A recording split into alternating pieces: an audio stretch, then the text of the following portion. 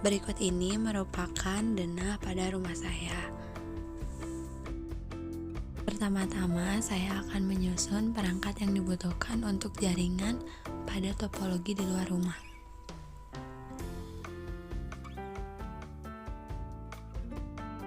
Tambahkan router Core ISP. Di sini saya menggunakan router 2911. Kemudian tambahkan switch ISP. Saya menggunakan switch 2960 dengan 24 port. Lalu tambahkan dua server yang dibutuhkan. Saya menggunakan server DNS sebagai layanan domain dan server IoT.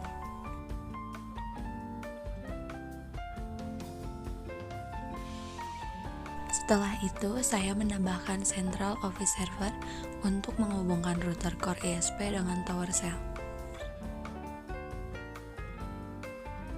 Dan Cell Tower untuk menghubungkan perangkat jaringan luar. Lalu, kita tambahkan sirine polisi yang nantinya akan berbunyi jika rumah kita terjadi indikasi kemalingan. Tambahkan device smartphone yang akan terhubung dengan Cell Tower untuk mengendalikan perangkat IoT dari jarak jauh. Tambahkan cloud yang dideskripsikan sebagai WAN. Kemudian kita hubungkan seluruh perangkat dengan menggunakan kabel.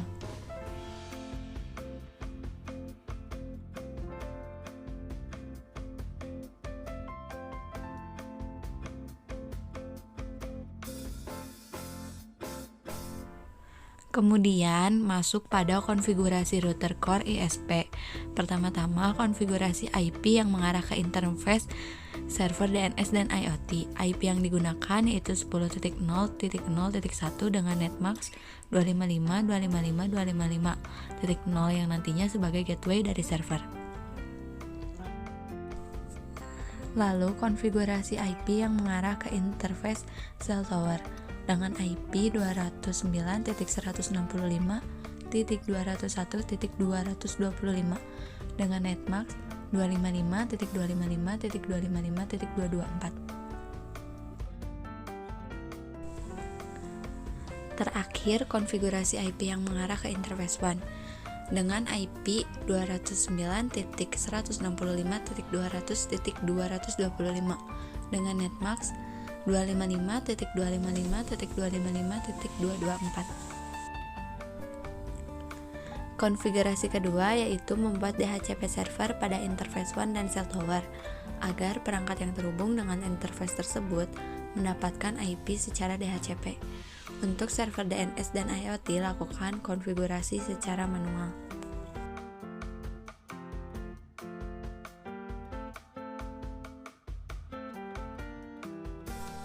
Dapat dilihat di sini bahwa Central Office Server mendapat DHCP.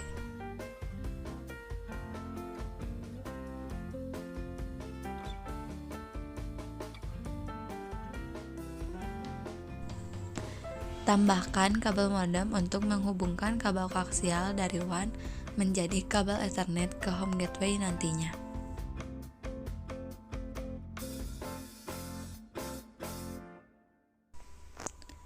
Di sini dapat dilihat bahwa interface Internet Home Gateway mendapatkan IP DHCP.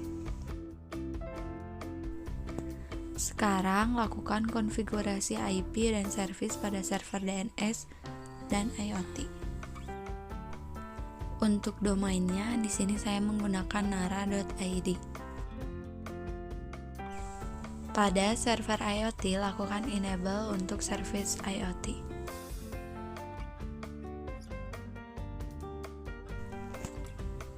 Tambahkan perangkat IoT yang akan digunakan. Di sini saya membuat akses yang berbeda untuk mengendalikan perangkat yang ada di rumah.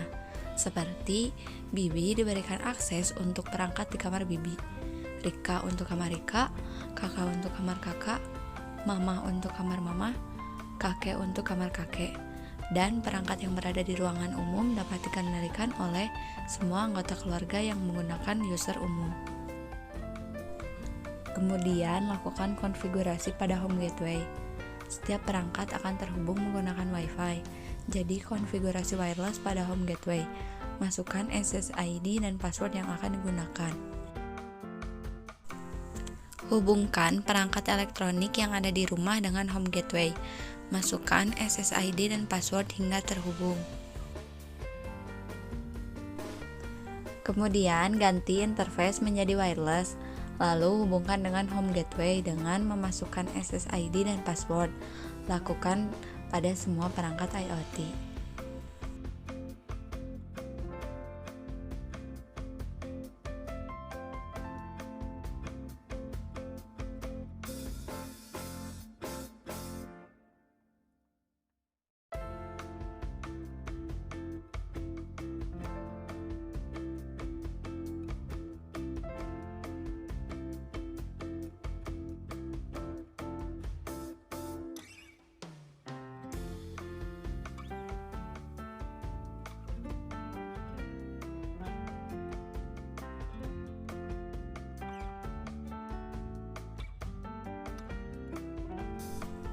Selanjutnya, membuat username dan password untuk masing-masing user.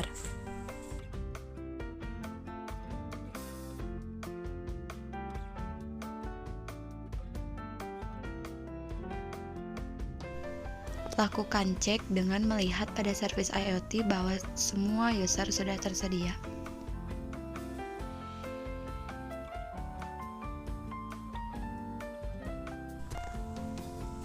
Pada semua perangkat IoT di bagian config, hubungkan perangkat dengan remote server. Masukkan IP IoT server dan masukkan username dan password sesuai dengan user masing-masing.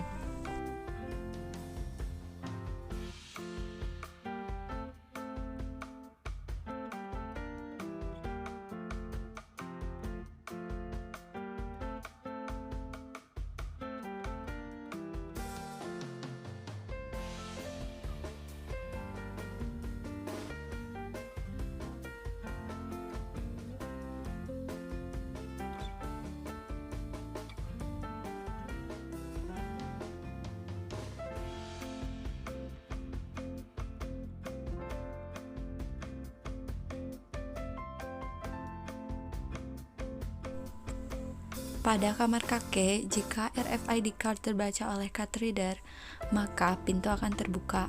Dan sebaliknya, lakukan konfigurasi pada bagian condition di user kakek.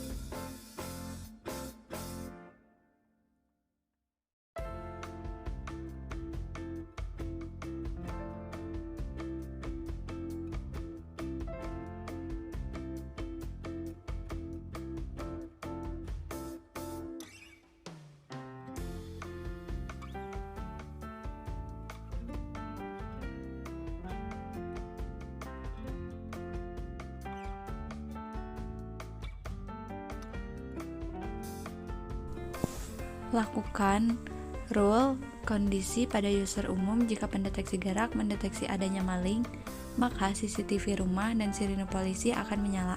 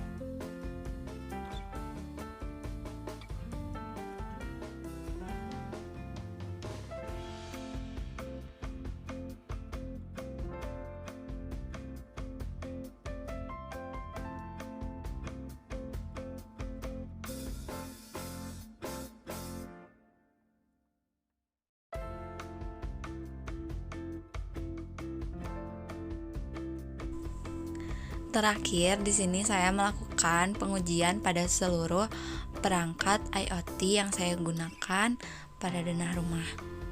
Rika.